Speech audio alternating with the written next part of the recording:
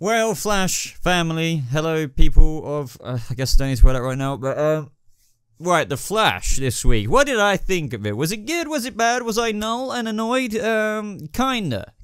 But what I will say is that I'm not as annoyed as some other episodes. This episode was, I would say, mediocre of this season, but it wasn't as bad as some of the other stuff. And before you guys jump into, oh, he just thinks this is shit and terrible, I don't. I'm just saying there has been other worse episodes out there in terms of like just the eccentric stuff and blah blah blah. I've mentioned this a million times before. This episode, of course, is an episode of season 4, so of course it would have some of that stuff. But as I said, it doesn't have a lot of it. It was still good. It had some very interesting parts, and I have to admit, I only enjoyed, like, majorly in terms of what I normally enjoy out of The Flash, a couple of scenes, a couple of storylines, or the mini storylines going on in this episode, and that was mainly the Harrison Wells stuff, the thinking cap stuff. I feel like that stuff is like the serious plot kind of stuff, which is making me enjoy the show, but all the in-between stuff, I'm really kind of finding it a little bit hard to enjoy. But anyway, everybody, it's good to see your faces again. How are you doing? My name is BobaTalks, and welcome to the BobaTalks channel, I guess, and this is my review for The Flash Season 4, Episode 17, Null and Annoyed, in case you didn't realize already. But of course, before I go on to talk more about this episode, I would love to ask you guys, if you do enjoy this video, please hit that like button, as it really does help the channel out. It helps boost the video and all good stuff like that. And as well, if you're new to this channel, why not subscribe for more Flash videos like this, because I am covering The Flash, and I guess maybe you want to see more of that. So in this episode, there was around 3 storylines going on, I think. Now, it's mainly consisting of Breacher not being able to use his sort of vibe blast powers.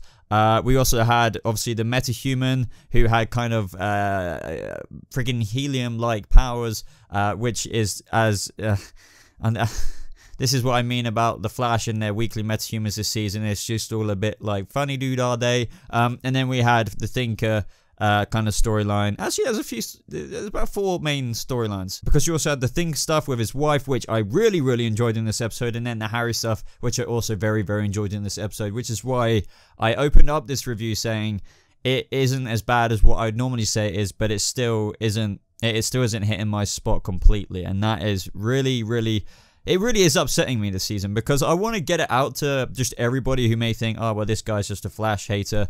I really am not. I almost hate myself for feeling this way. I always thought I was incapable of feeling critical towards shows I really love, because I'm such a fanboy of The Flash, and even before I started reviews, or even when I was doing reviews last season, I enjoyed Season 3 as it was going along, even despite looking back at the show in Season 3 and realizing it had a lot of plot holes with the Savitar stuff. I mean, come on, we all know about this.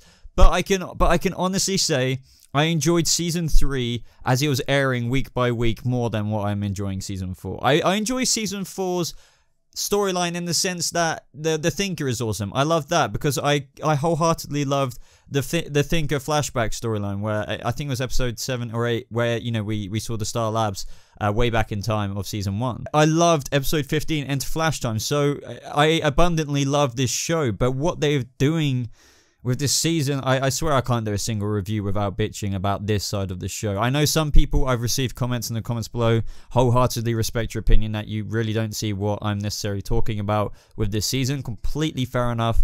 But I feel like when they wanted to change it up this season, which they stated a million times, in making it a bit more humorous and things like that, I feel like they instead of hitting the ball in the park or out the park, they knocked it out the freaking solar system, and went above and beyond, and that is what I am really finding a bit too hard to get to grips with. And unfortunately, I do see that with things like Breacher. In this episode, I got his storyline, and I know the Flash has always been silly, and I'm not dismissing that at all, because I love Cisco in this show. Some people can't stand Cisco. I've talked to friends saying, what the hell, like, Cisco shouldn't be in this show, it's too silly, blah blah blah. But even before season 4, I wholeheartedly disagree with that. I love stuff like this. I love the occasional funny metahuman in the show, but I think it's just been too much in my face this season. So again, with Breacher, the storyline this episode, I think it definitely was something I could handle in terms of, like, you know, the silliness. But I honestly feel like Breacher, I feel like he just honestly couldn't I feel like his acting was too far, and it's just because he's a cool star, cool guest star, that it was just okay. Let's just have him on the show anyway. I know people hold Danny Trejo on a freaking high pedestal, and I like him as well. But you know when he's like I was just like, things like that, guys. Come on, I'm not saying you're lying to yourself. But if you think that was his serious acting, like, and that was very deliberate, no, I'm telling you, well, I guess I don't know for a freaking fact, but I'm telling you that was him trying his best probably to be serious in that moment. And I just couldn't vibe with that, for lack of a better freaking word. And you guys know how I do. I don't necessarily talk chronologically about the show. I just kind of try and spit my feelings out there and try and review it that way.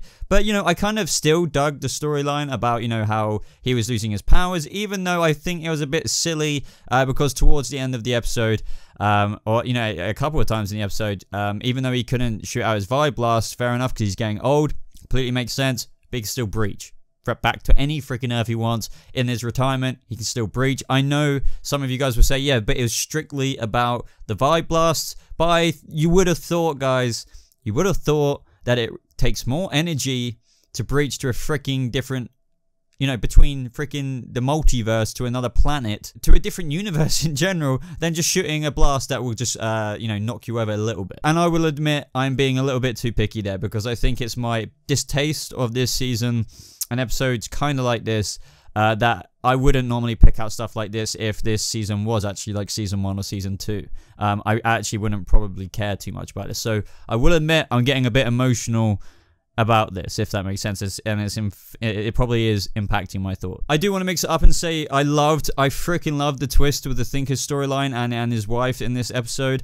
I honestly believed that, okay, this was the beginning, well, it's not necessarily the beginning, but the continuation of us seeing his wife realize that Clifford isn't the man, what, you know, even though he's a woman right now, she fell in love with, so it's gonna like improve upon the storyline that she probably will assist in taking him down, because he's become someone unrecognizable, somebody basically is not fulfilling the dream that they set out to do. In this episode we were getting that she realized that in the tea or whatever she was drinking, the coffee, that the Weeper's tears, or his chemical, whatever you want to say, from his metahuman powers were involved, and that makes your endorphins and your love chemicals and everything like that in your brain amplify. So, and as we know and we've seen from previous episodes, that's what the Thinker has done, because the Thinker's already caught on to the fact that she's a bit like, oh my god, I don't really dig what you're doing, Clifford. Guys, the twist, I freaking love it. When she went to, you know, record a message saying, remember, blah, blah, blah, you need to remember this, and then she started to name the file under something that she thought she would, you know, remember it as, and maybe possibly look up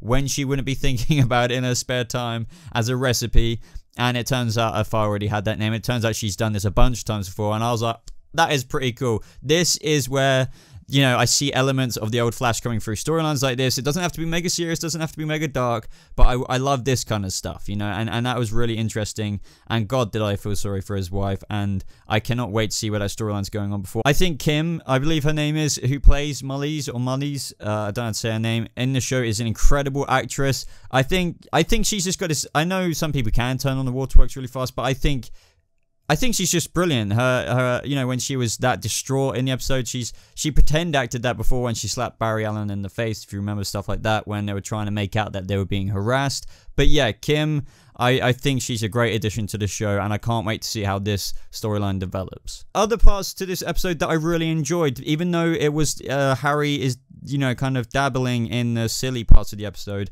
and that is, yeah, Harry and the Thinking Cap. I love this stuff. I love this storyline. It's not the main villain who's a problem for me this episode, this season. I love the Thinker. I adore the Thinker as a villain.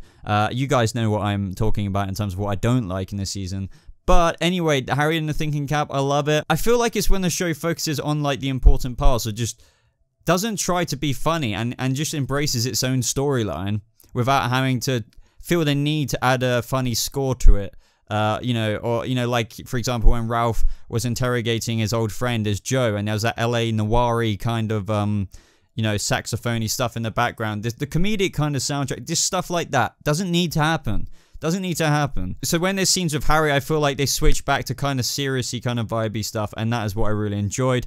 And yes, that end credit scene, I will talk about that now. I loved that. I love how he switched on Gideon. And how many days has it been? I can't remember, but it's been a long time, 1,000 days or something like that. Finally, we might get some more Gideon answers on the show. They might try and put some plasters over the plot holes that have been the case with Gideon. I will definitely say, in my opinion, obviously Harry, and this may not be obvious to everyone because I've seen comments out there already like this, but he is pretending to be the Reverse Flash.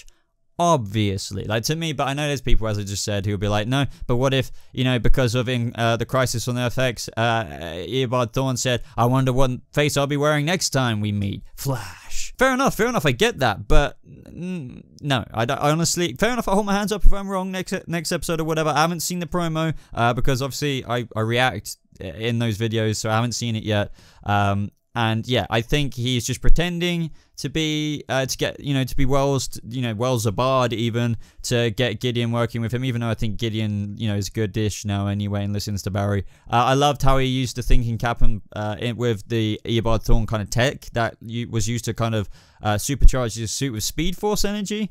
Really looking forward to see what happens with that. This is what I mean. When they just get back to the deal of the Flash, get the Flash kind of score music going on, just stuff like that.